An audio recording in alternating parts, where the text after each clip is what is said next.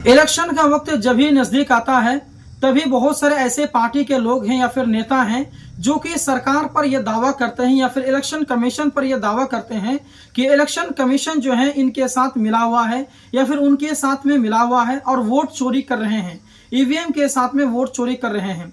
तो आज के इस वीडियो में मैं आपको समझाऊंगा कि चुनाव में अगर धोखाधड़ी हो, यानी कि जब अधिकारी ही वोट में छेड़छाड़ करें, यानी कि जो इलेक्शन कमीशन है जो इलेक्शन करवाते हैं अगर वो किसी पार्टी के साथ में मिल जाए और उस पार्टी को जीत दिलाने का काम करे, यानी कि एक तरह से धोखाबाजी करे, यानी कि अगर चुनाव में अधिकारी ने भेदभाव किया तो उसकी शिकायत हम कैसे करेंगे या फिर उसके ऊपर में जो कार्रवाई होगी वो कौन सी धाराएं उन पर लगेंगी या फिर उन पर जो मुकदमा चलेगा उन पर क्या कार्रवाई होगी, ऐसा समझ लीजिए कि उस पर क्या कार्रवाई होगी इलेक्शन कमीशन पर। आज की इस वीडियो में मैं आपको संपूर्ण जानकारी देने वाला हूं, तो इस वीडियो को आप लोग पूरा देखें शुरू से आखिर तक। मन में कुछ सवाल है तो आप लोग जरूर कमेंट करेंगे। देखिए आज का जो सवाल है ना बहुत ही ज्यादा गंभीर है।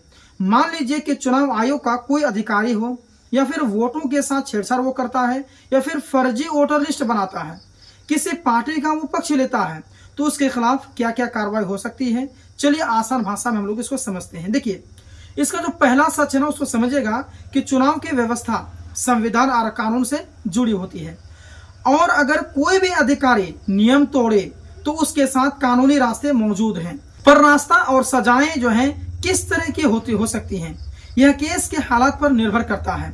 आर्टिकल 324 के तहत चुनाव आयोग की नियुक्ति शक्तियां, आइए समझते हैं कि कौन कौन कार्रवाई कर सकता है। देखिए क्रिमिनल केस FIR, यानी कि अगर वोट चुराए गए हैं, फर्जी वोटर लिस्ट बनाए गए हैं, ATM हैकिंग जैसी साइबर क्राइम हुई है तो सबसे सामान्य रास्ता FIR करना है, यानी कि पुलिस साइबर सेल जांच कर सकती है और आरोपी पर IPC साइबर कानून के तहत मुकदमा चल सकता है।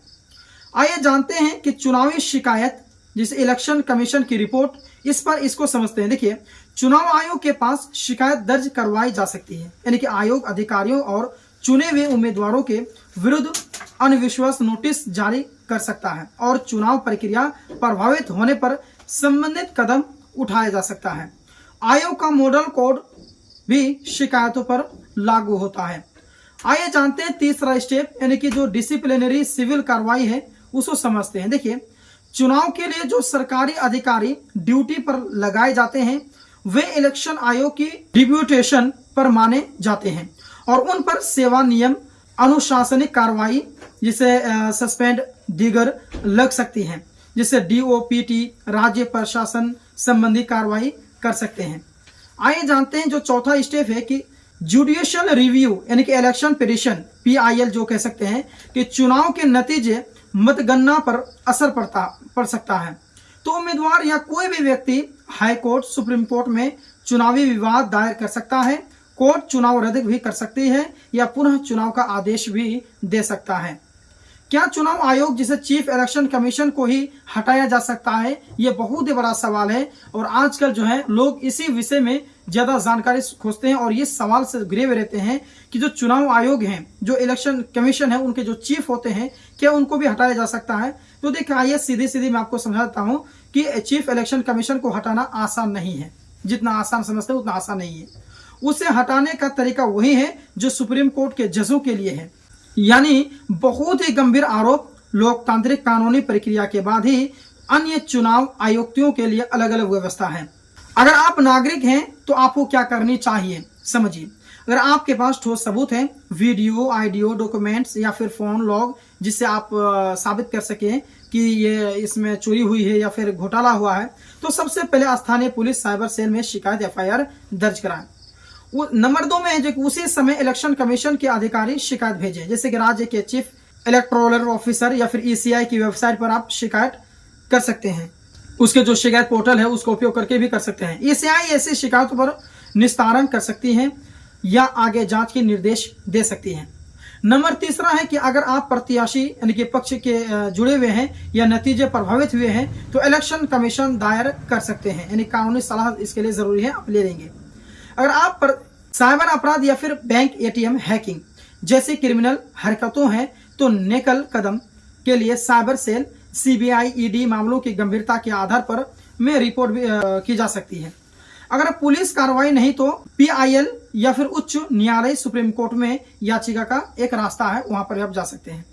आइए जानते हैं किस तरह के सजा नतीजे हो सकते हैं। देखिए, अपराध सिद्ध होने पर क्रिमिनल सजा, यानी कि अगर अपराध सिद्ध हो गया तो जेल, जुर्माना ये हो जाएगा, या फिर चुनाव प्रक्रिया में गड़बड़ी साबित हुई तो चुनाव रद्द भी हो सकता है, पुनः चुनाव या फिर संबंधित अधिकारियों पर सेवा संबंधी सजाएं भी हो सकती हैं। उसे उच्च पदस्थ जैसे कि CEC हो गया, इस पर शिकायत बहुत गंभीर होने पर संवैधानिक प्रक्रिया के जरिए ही कार्रवाई हो सकती है। आइए जानते हैं कि कदम क्या रखें। सबसे पहले सबूत इकट्ठा करें, जैसे कि ऑडियो, वीडियो, फोटो या फिर लिखित आप FIR दर्ज कराएं, प्लस ECI में भी शिकायत आप कर सकते हैं। अगर सरकारी मशीनरी जॉब नहीं देती है तो कानून के जरिए हाई कोर्ट, SC या फिर PIL आप जाएं। साइबर बैंक फ्रॉड हो तो साइबर सेल और बैंक को भी आप तुरंत सूचित करेंगे। दोस्तों, चुनावी जो है ना, एक धोखा लोकतंत्र की रीढ़ पर हमला है, यानी कि चुनावी जो धोखा होता है ना, ये आपके लोकतंत्र की जो रीढ़ है उसको ये हमला करता है।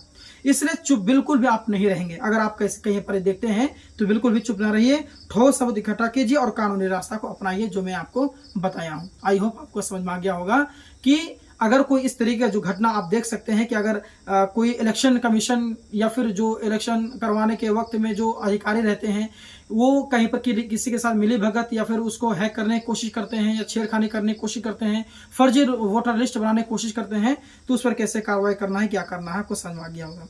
वीडियो अगर पसंद आए तो इस वीडियो को जरूर लाइक करेंगे, अपने दोस्तों में से जरूर शेयर करेंगे। मिलते हैं फिर एक और नई जानकारी के साथ में, तब तक के लिए धन्यवाद।